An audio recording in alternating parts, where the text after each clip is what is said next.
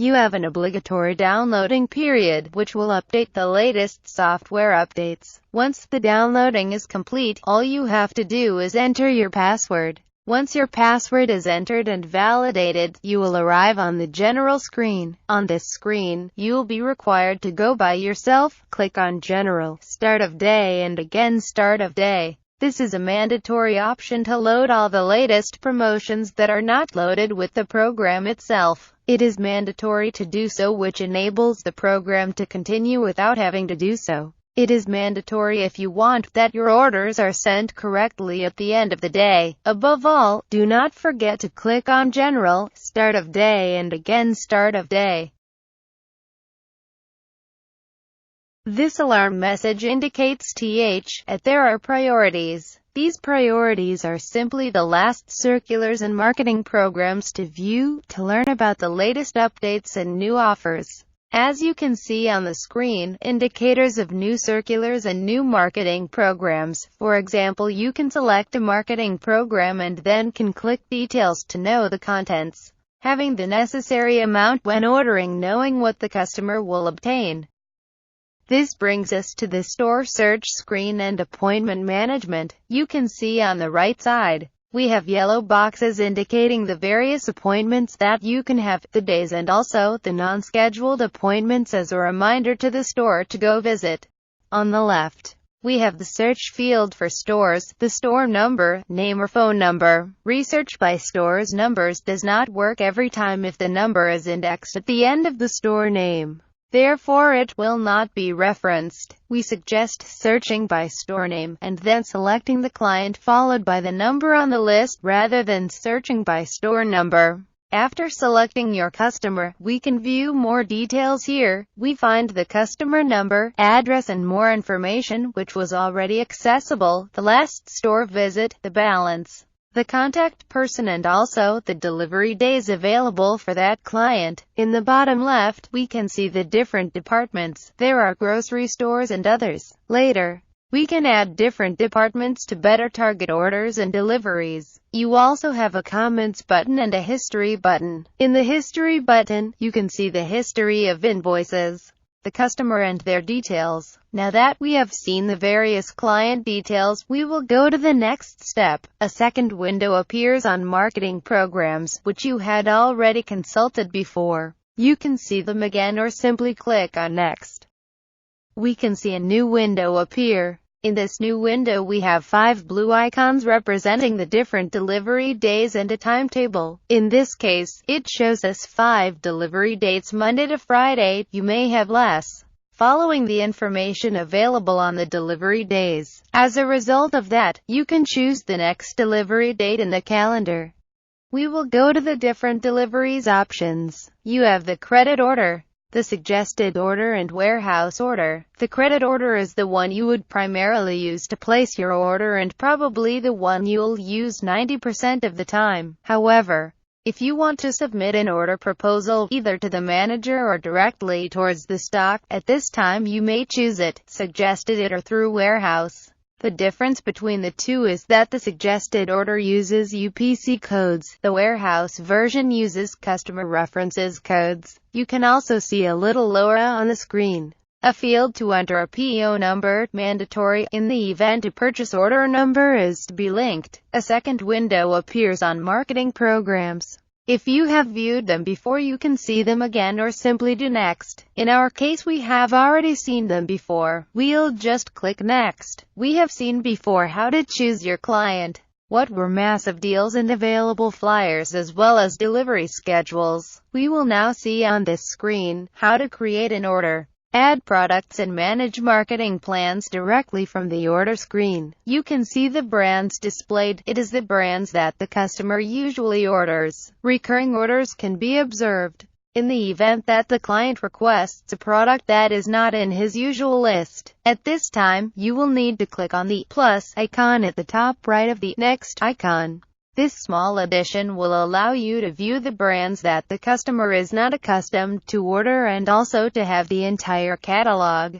In order to return to the usual products display and masking the catalog, you will need to press the minus icon appearing to the right of the plus icon. Would you prefer to directly insert the product reference rather than searching through the list? You can see the PRD box on the top left above the list that allows you to directly enter the product code. Once this code is inserted, the product will be added to the list of usual products in order to complete the order. At the top of the list of products, you can see the INVE box, giving you the number of units available in inventory. This time, we will look a little more on the top part. As you can see, we have a table with several red boxes 1 to 12. These boxes represent the months of the year: January, February, March, etc. On the left, we have 3 icons. The black represents the return requests for the product selected, the orange, orders, number of units ordered by the customer, and green, for the month of delivery. As you will see below,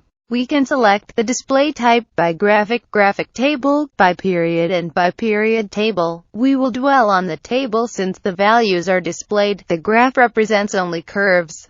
The table shows the values for the year. If we already ordered for the customer in March, the red icon of March will be in green to signal that there was an order and display the number of units ordered. If you just select the value table by period, the program will show us the last 13 periods. In this case, we can see that the customer ordered 10 units in January to have them delivered in February, just as we can also see that in June, box number 6, in red, the customer has ordered 10 to have them delivered in July. As you can see at the top next to previous, next, plus and minus, we have other icons.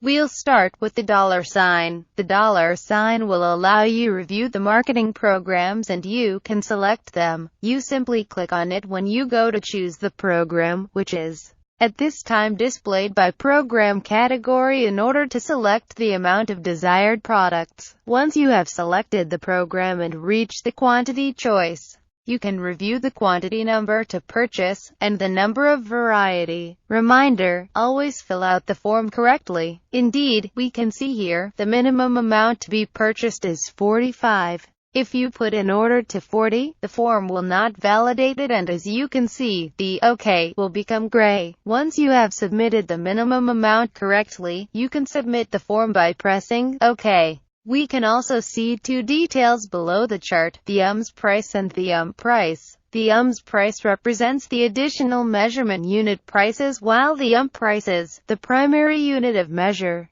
UMS will be equivalent to the price at the cash register while the indicates the unit price. We will now enter our first quantities for the orders, selecting our product. Taking the example of anise to Flavini, as you can see in the different columns, we have the size column, which will indicate 1 to 12 pieces. In this case, it is a display, but it tells us a box containing 12 pieces. If we look at the example for Pierre Biscuiterie, we see 150 grams and is therefore considered a unit.